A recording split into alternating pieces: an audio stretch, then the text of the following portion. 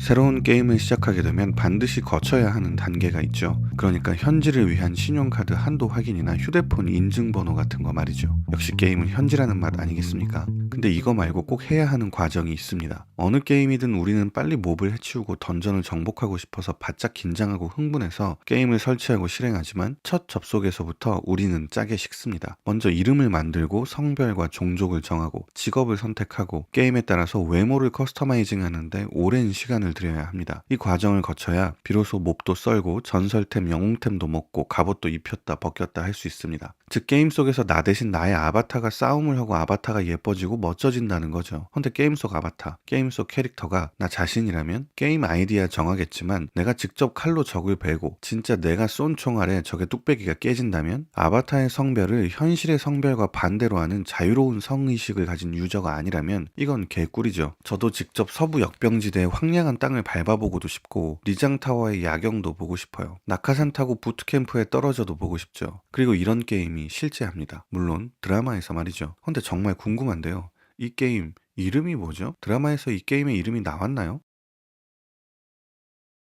유진우와 차형석 그리고 박선호는 대학 시절부터 친구였습니다. 그리고 그들은 의기투합하여 IT 벤처기업을 창업하죠. 그들의 꿈과 열정, 의지와 차형석의 아버지이자 대학 교수인 차병준의 멘토링까지 더해져 작은 벤처기업은 10여 년 뒤에 세계적인 IT 투자기업으로 성장합니다. 그리고 그 사이 진우와 형석은 절친에서 철천지 원수가 되고 형석은 독립하여 다른 회사를 차리고 역시 성공합니다. 형석의 아버지인 차 교수는 아들 대신 진우를 선택하고 진우의 부인은 진우와 이혼하고 형석과 재혼하는 등 막장도 펼쳐지죠. 먼저 형석은 캐릭터라고 할 게 없는 인물입니다. 유진우에게 열등감이 있고 라이벌 의식도 있지만 뭔가 억울함도 있어 보입니다. 물론 정확하게 이유가 드러나지도 지금껏 밝혀진 이유가 설득력이 있지도 않습니다. 앞으로도 형석의 입장에서 자신의 이야기를 할 것 같지는 않아요. 형석은 죽었기 때문입니다. 그것도 2회 만에 말이죠. 인간 차형석은 죽어서 게임, 그러니까 이름을 알 수 없는 그 게임 속 몹으로 부활합니다. 그리고 한 회에도 몇 번씩 유진우에게 죽임을 당하죠. 박선호는 마음씨 좋고 수다스러운 조연일 뿐입니다. 주요 인물들 사이에서 정보를 전달하고 주요 인물의 행동이나 감정에 대한 시청자의 반응을 유도하는 인물이죠. 이 배우의 특징이기도 한데 유쾌한 에너지를 그게 잘 부여해 줍니다. 대신 똑같은 캐릭터를 연애에 발견해서 이미 했죠. 제가 좋아하는 배우인데 조연에게 주어지는 역할이 늘 그렇듯이 한정적이라서 참 안타깝습니다. 주인공 유진우는 그냥 현빈입니다. 내 이름은 김삼순에서 현빈, 시크릿 가든에서 현빈, 우리가 현빈 하면 떠올리는 그 현빈 말입니다. 돈이 많고 유능하지만 무례하고 말수가 적고 무뚝뚝하지만 사랑하는 여자에게는 순정을 바칠 줄도 아는 그런 사람이 유진우입니다. 과거의 현빈과 다른 점이 있다면 상큼함은 좀 줄고 무게감과 능글맞음이 좀 늘었어요. 살이 빠지고 발음이 예전만큼 정확하지 않고 목소리가 낮아지는 것도 차이라면 차이일까요? 그라나다의 그녀 정희주는 스페인에서 작고 허름한 한인 민박을 운영하고 있습니다. 그녀는 전형적인 한국 드라마의 여주인공입니다. 이제 말하기도 지겨워요. 그녀는 돈도 없고 생활력은 더 없지만 숫자는 많은 가족들을 책임져야 하는 소녀 가장입니다. 한 달 벌어봐야 한 달 생활비도 충당 못하는 팍팍한 일상이지만 그녀는 기본적으로 밝고 활기차고 명랑한 성격이죠. 오지랖도 넓어서 동네에 모르는 사람도 없습니다. 긍정적이고 낙천적인 성격이라서 남자 주인공 앞에서도 귀엽고 사랑스럽죠. 앞뒤 가리지 않고 흥분도 잘하는 성격이라 전후사정도 모른 채 오해도 잘하고 화도 잘 내지만 풀어지는 것도 순식간인 백진이도 잘하고 요즘은 전소민도 하고 있는 웬만한 잘나가는 여배우라면 누구나 한 번쯤 하는 역할. 그 역할을 지금 현재 가장 잘 소화하고 가장 많이 하는 배우는 아마도 박신야일 겁니다. 사실 박신야의 연기력은 흠잡을 데가 없어요. 오죽하면 스페인어조차 무척 잘하는 것처럼 들립니다. 외국어 연기까지 가능한 배우라면 정말 믿음직하죠. 정리하자면 현빈은 늘 하던 재벌 역할을, 박신야는 늘 하던 캔디 역할을 하고 있는 셈이죠. 그리고 이는 전략적으로 아주 훌륭하고 적절한 선택이었습니다. 이 작품이 우리나라 드라마에서는 쉽게 보기 힘든 이 세계 장르를 선택하고 있기 때문입니다. 이 세계 장르란 현실에서 평범하게 살던 주인공이 어떤 계기로 인하여 전혀 다른 세계로 가서 모험을 하게 되는 서사 구조를 갖춘 이야기를 말합니다. 이때 이전 세계에 대한 기억이 유지되고 성격적 특징도 변하지 않는 게 이 장르의 특징인데요. 그에 따라 주인공은 자신이 알던 세계의 법칙과 전혀 다른 새로운 세계에서 현실에서 좌충우돌하며 이전 세계로 돌아가기 위해 노력합니다. 지구인 존이 화성에서 슈퍼 히어로가 된다는 존 카터, 신비의 세계 엘 하자드, 주만지 새로운 세계 등 외국에서는 흔한 장르입니다만 우리나라에서는 그렇지 않았습니다. 특이한 건 이 드라마의 작가인 송재정의 전작도 이 세계 장르였다는 것입니다. 제가 꼽는 2016년 최고의 작품 W 말입니다. 두 작품의 이 세계 모두 현실과 겹쳐져 있고 두 세계의 이동이 가능한 개방적 이중 구조를 갖고 있다는 점도 공통적이죠. 데뷔 이후 10편이 넘는 작품을 쓰면서 작가 송재정은 단 한 번도 현재의 평범한 현실에 천착하지도 지금 현재의 여기를 배경으로 하나의 장르만을 진득하게 파고든 적도 없습니다. 순풍산부인과부터 거침없이 하이킥까지 김병욱 PD와 함께한 초기 작품에서는 현실을 배경으로 했지만 시트콤과 멜로, 드라마, 미스터리 등을 결합했고 희극과 비극을 섞는데 주저하지 않았습니다. 김병욱 PD의 곁을 떠나 본격적으로 드라마를 쓰게 된 이후에도 이 작가는 지금 여기에 큰 관심을 보이지 않았습니다. 늘 새로운 세계, 전혀 본 적 없거나 절대로 갈 수 없는 세계에 더 큰 관심을 보였죠. 그러니까 이 작가는 하나의 장르만을 바닥까지 추구하지 않는다는 점에서 김은숙과 다르고 우리의 현실에 큰 관심이 없다는 점에서 노희경과도 다릅니다. 김은숙이나 노희경이 크크섬의 비밀 같은 작품을 쓰는 건 상상하기 힘들죠. 크크섬의 비밀은 송재정이 지금의 색깔을 갖게 만든 최초의 작품이기는 합니다만 그는 이 작품을 지우고 싶을지도 모릅니다. 이 작품은 매우 웃겼고 신비로웠지만 결국 미드 로스트의 설정을 대놓고 가져왔으니까요. 그리고 이 첫 실험이자 시도 이후에 송재정은 아주 빠른 속도로 성장합니다. 인현왕후의 남자, 나인, W 그리고 이 드라마까지 모두 시간이 왜곡되거나 둘 이상의 공간에서 펼쳐지는 이야기입니다. 과거와 현재 혹은 이곳과 그곳이라는 배경의 미스터리를 강하게 깔아두고 그 사이에 멜로나 로맨틱 코미디를 끼워 넣으면 송재정 월드가 되죠. 독특한 설정과 대중적인 장르의 결합이 그의 특징입니다. 필연적으로 송재정의 드라마들은 설정이 이야기의 전개뿐만 아니라 드라마의 성공 자체에도 큰 영향을 미치게 됩니다. 주인공들이 펼치는 멜로나 로맨틱 코미디는 시공간에 영향을 받지 않지만 그의 주된 무기인 미스터리는 송재정이 만들어가는 독특한 세계와 밀접한 관련을 맺으면서 전개되기 때문입니다. 그리고 이 듣도 보도 못한 설정은 처음 봐서 매우 낯선 이 세계는 이야기의 전개를 예측할 수 없게 만들죠. 물론 남주와 여주는 아무도 죽지 않을 겁니다. 그리고 꽉 닫힌 행복한 결말을 맞이하겠죠. 이 작가는 열린 결말을 선호하지 않는 것처럼 보이니까요. 하지만 이건 말 그대로 엔딩이고 구체적으로 보면 지현우가 어떤 방법을 강구해서 유인나에게 갈지, 이준욱의 선택은 무엇이고 그에 따른 결과가 어떻게 달라질지, 이종석은 만화에서 어떻게 벗어날지, 현빈에게 로그아웃이 어떻게 가능할지 등등은 모두 시청자가 예측할 수 있는 범위 밖에 있습니다. 이 세계 장르는 작가의 상상력에 전적으로 의존하는 장르이며 우리는 누구도 송재정의 머릿속에 들어가 볼 수 없기 때문입니다. 차라리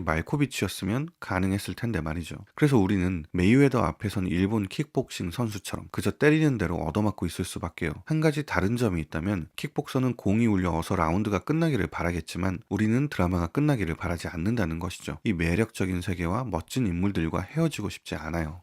전작에서 설정의 핵심이 만화였다면 이번에는 게임이 핵심입니다. 이건 매우 영리하고 발전한 모습이라고 할 수 있어요. 만화 속 세계는 표현하기 위하여 어쩔 수 없이 정지된 그림을 보여주어야 하는데 드라마에서 만화의 그림을 보여주는 장면은 예상보다 정적이고 지루했습니다. 헌데 게임은 정반대죠. 현빈은 자체로 게임 캐릭터가 되어 전투를 수행해야 합니다. 즉 현실 속 유진우보다 더욱 격한 움직임을 보여주어야 하는 거죠. 게다가 유진우가 렌즈를 통해 보는 화면 속 유저 인터페이스는 게이머가 본다면 좋아서 환장할 설정이고 게이머가 아니라도 아이언맨 등을 통해서 익숙해진 것입니다. 만화보다 게임이 훨씬 더 젊은 매체라는 점, 남성 게이머들을 드라마 시청층으로 유입할 수 있다는 점, 증강현실이라는 아직은 완벽하게 구현되지 않은 기술을 전면에 내세웠다는 점 등 이 드라마를 힙하게 보일 수 있는 요소는 매우 많습니다. 게다가 2년 전 포켓몬이 가져온 광풍을 기억하신다면 이 드라마에서 그리고 있는 게임도 보다 쉽게 이해할 수 있겠죠. 포켓몬의 MMORPG 버전이라니 살 수만 있다면 저도 그 렌즈 한 쌍 당장 사고 싶습니다. 주인공부터 조연과 단역까지 인물들이 하나같이 흔하디 흔한 캐릭터인 것도, 갈등 구조 역시 뻔한 막장인 것도 이 드라마에서는 장점이 됩니다. 게임과 현실이 겹쳐진다는 설정은 완벽하게 이해하기 힘들고 애초에 게임이라는 것 자체를 잘 모르는 시청자도 많을 겁니다. 그런데 인물까지 새롭고 갈등도 복잡하다면 이야기에 대한 이해 자체가 힘들어지겠죠. 그리고 그렇게 되면 제 아무리 현빈과 박신혜, 김의성이라도 시청률은 박살날 겁니다. 설정이 낯설거나 복잡하면 인물과 갈등은 단순하거나 흔한 것이어야 있어야죠. 인물에 몰입하고 갈등에 공감해야 작가가 공들여 창조한 세계도 시청자들에게 자연스럽게 받아들여질 겁니다. 반대로 게임의 새로운 면을 강조하고 싶었다면, 게임과 게임으로 인해 달라지는 인간과 인간관계, 현실들을 보여주고 싶었다면 유진우보다는 정세주나 정세주의 친구인 마르코를 주인공으로 내세운 이야기 구조가 더 적절했을 겁니다. 그렇다면 평범한 엄마, 이모, 누나들은 그 드라마를 보지 않을 겁니다. 이해가 안 될 테니까요. 그 드라마를 좋아할 것이 분명한 10대, 20대 게이머 남자들은 그 드라마를 보지 않겠죠. 대신 게임하겠죠. 독특한 세상에서 펼쳐지는 흔한 멜로는 W에서도 인현왕후의 남자에서도 썼던 전략이기는 합니다만, 전에도 먹혔다는 점에서 안정감이 있고 생각해낼 더 나은 전략도 없다는 점에서 여전히 훌륭한 인물과 갈등의 배치입니다. 게다가 인물들은 모두 멋지고 배우들은 훌륭하니 더 말할 것도 없습니다. 물론 새로운 설정과 익숙한 인물이라는 이 드라마의 장점은 그대로 단점이 됩니다. 독특한 설정이라는 한 겹만 벗겨내면 이 드라마는 아나무인 남자와 말괄량이 여자의 로맨틱 코미디일 뿐입니다. 이는 벌써 30년째 우리나라 드라마에서 우려먹고 있는 소재잖아요. 변주까지 포함하면 죽어도 좋아도, 김비서가 왜 이럴까도, 일단 뜨겁게 청소하라도, 푸른바다의 전설과 별에서 온 그대도, 도깨비도, 작가 본인의 전작인 W도 다 같은 내용입니다. 뻔한 드라마를 뻔하지 않다고 설정으로 속이고 있을 뿐이죠. 그 설정이라는 것도 그렇습니다. 설정이 독특하다 보니 드라마의 많은 부분을 설정을 설명하는데 할애하고 있고, 설정이 독특하면 독특할수록 설명의 비중도 더 커질 수밖에 없죠. 게임은 렌즈를 통해 구현된다? 증강현실이다?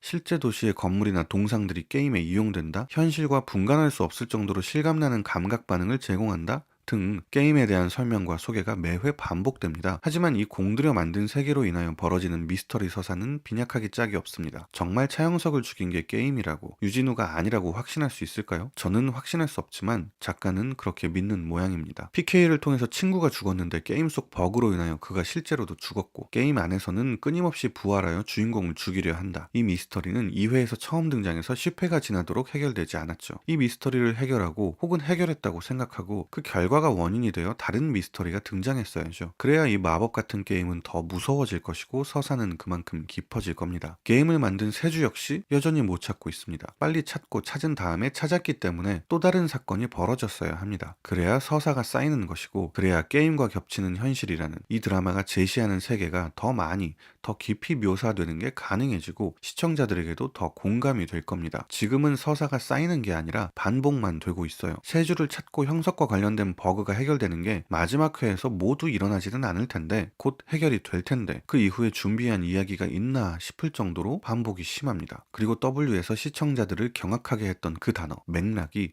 여기서도 등장했습니다. 증명이라는 다른 이름으로 말이죠. 송재정 작가는 독특한 설정과 낯설고 새로운 배경을 선호하기 때문에 그 안에서 개연성을 찾으려는 강박이 있어 보여요. 스스로 거기에 약점이 있다고 생각하는 것 같기도 합니다.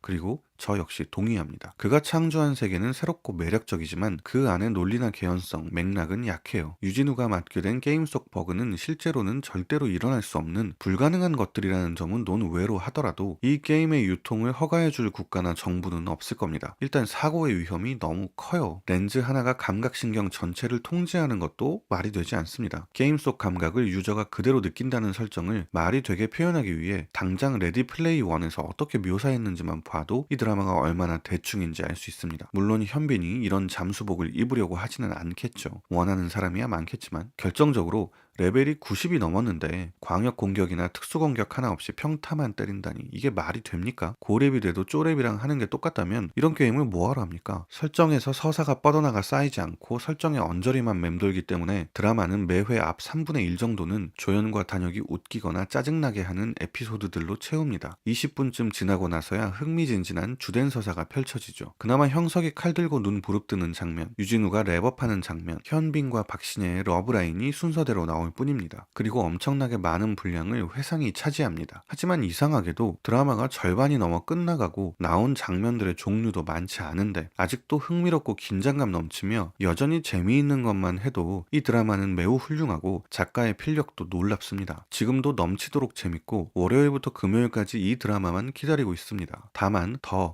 훨씬 더 재미있을 수 있을 것 같단 말이죠. 시청자 입장에서는 그게 안타깝습니다. 다음 작품에서는 차라리 논리에 강하고 서사를 끌고 나가는 배짱이 있는 작가와 협업을 하는 게 어떨까 싶습니다. 극이 진행될수록 W하고 같은 단점이 또 보이고 있으니까요. 지금까지 다 끝나가도록 재미와 기대를 잃지 않고 있는 아람브라 궁전의 추억이었습니다. 끝까지 시청해주신 여러분 감사합니다. 이번 주도 드라마 재밌게 보시기 바랍니다. 저는 W였습니다.